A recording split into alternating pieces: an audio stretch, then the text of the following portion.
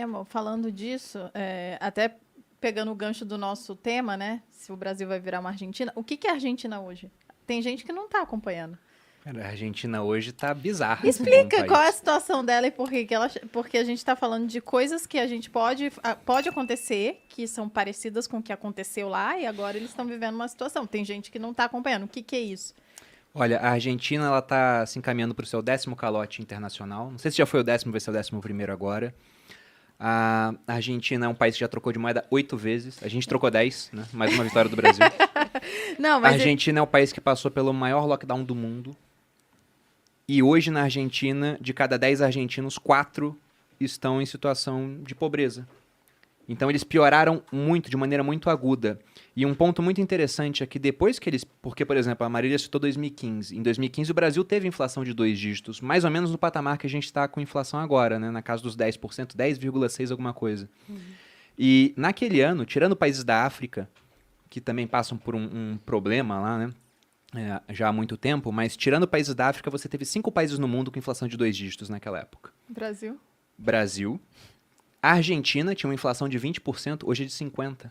Meu Deus. Em Eu 2015. não sabia E eles que era ficaram com a 50. inflação em 2 dígitos durante esse período praticamente todo.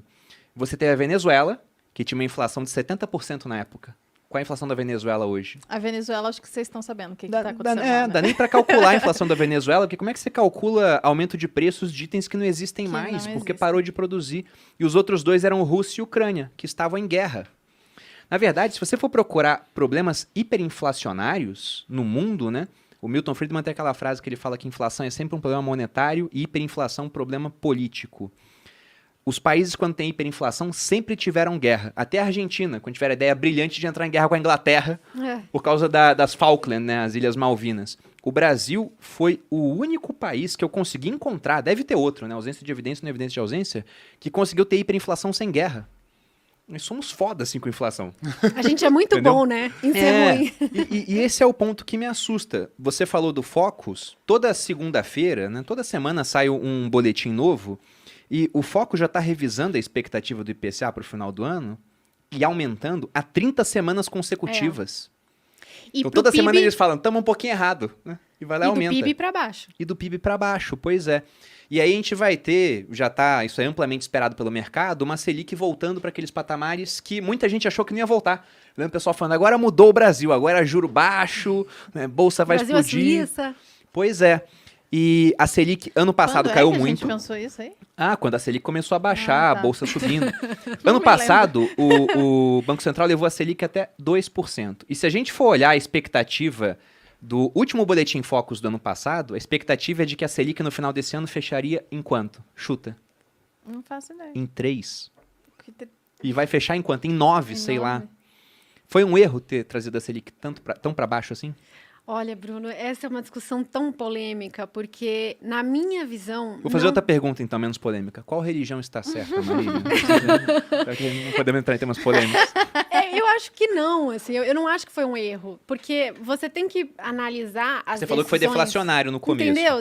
Não adianta você analisar as decisões do Banco Central pelos olhos de Agora, né? hoje. Aí é fácil falar fácil. que ele errou, O passado entendeu? é cristalino. Mas assim, você estava no meio de uma pandemia nunca antes vista, ninguém saía de casa, os bancos centrais estavam desesperados ao redor do mundo e, na época, a discussão mundial era a deflação. Era a era da deflação, o medo de deflação mundial, o medo de japanização da economia global. E aí, quando o Banco Central viu uma pandemia dessa e uma inflação e uma deflação no Brasil, né, ele ficou com medo. E aí ele jogou. Tanto que a discussão na época era o lower bound, né, que é assim, até onde a Selic pode cair para a gente não acabar desarrumando tudo, desarranjando todo o setor financeiro. Então, assim, eu acho muito fácil falar hoje, o Banco Central errou, mas com as informações que ele tinha na época, eu acho que ele fez o que ele tem que fazer. O Banco Central, eu falo muito isso para as pessoas no Insta, o Banco Central, ele não pode fazer o que ele quiser com política monetária. Ele tem um modelo de reação. Como é que funciona um Banco Central? Isso é legal, né? Por que o Banco Central sobe ou cai a Selic? Ele tem um modelo econométrico, né? Ele coloca lá várias variáveis, inflação, câmbio, expectativa, atividade, e esse modelo cospe uma projeção de inflação. Aí ele olha esse modelo e fala assim, a projeção de inflação tá 4. A minha meta é 3. Então, tá acima da minha meta. O que eu vou fazer? Eu vou subir a taxa Selic. Ah, não, a inflação do meu modelo tá 2 e a minha meta é 3. O que eu vou fazer? Eu vou cair a Selic. Então, o Banco Central é uma instituição técnica. Ele não pode fazer o que ele quiser. Isso me lembrou como funcionam as casas de jogos. E tem um ponto. Não, e tem um ponto Porque legal. é porque tem isso, né? Se sair tanto, eu tenho que colocar tanto. Eles não têm escolha, né? Isso. E- Exatamente, e ele não deveria ter escolha, né? Ele deveria ser uma coisa assim quase automática. E tem um gancho legal, né? Porque assim, ao longo desse governo, uma coisa que a gente votou, que o governo votou finalmente a independência do Banco Central. Porque imagina o seguinte: o Banco Central ele deveria ser meramente técnico.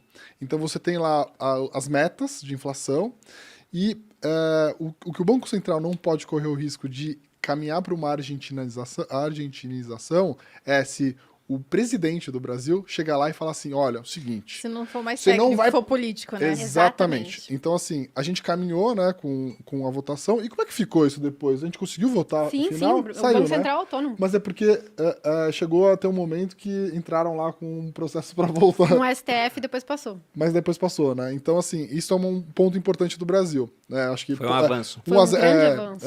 Então, acho que esse é um ponto positivo. Que talvez não dure muito também, vai saber, O né? problema é, para você demitir hoje um presidente do Banco Central, é muito mais difícil. Você precisa do Senado.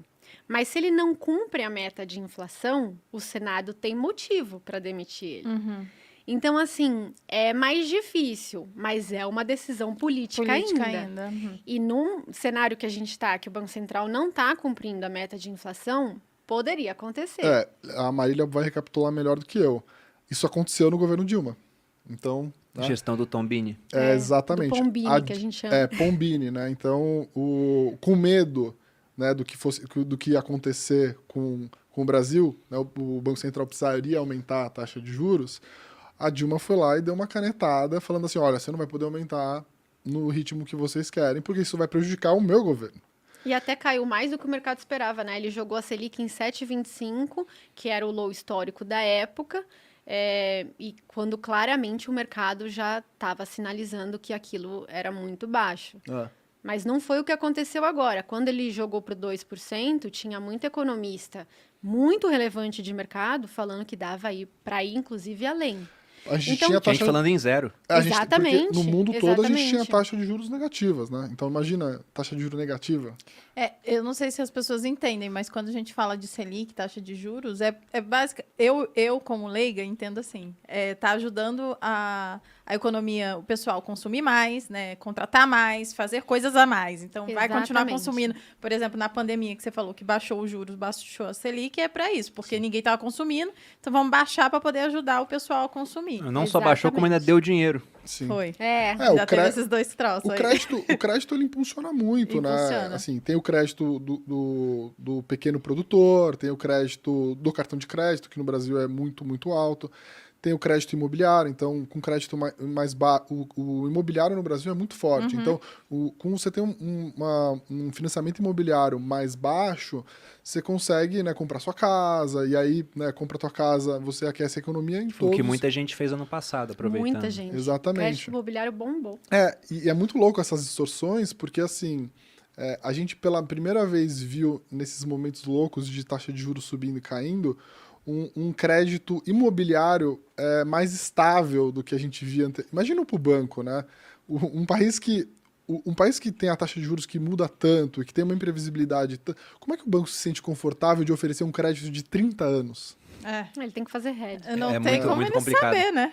Então, assim, Não tudo é isso previsível. afeta o que a gente faz, né? Então, mas principalmente afeta as pessoas mais pobres, que têm menos capital. Então, a única coisa que aconteceu, que eu acho que as pessoas ainda não estão se dando conta para a Bolsa brasileira.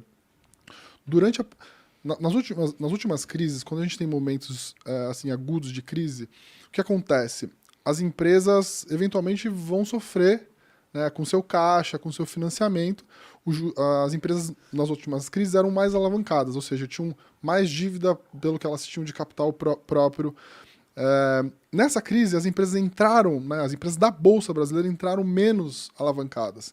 E durante a pandemia, os bancos foram muito amigáveis com renegociação de dívida.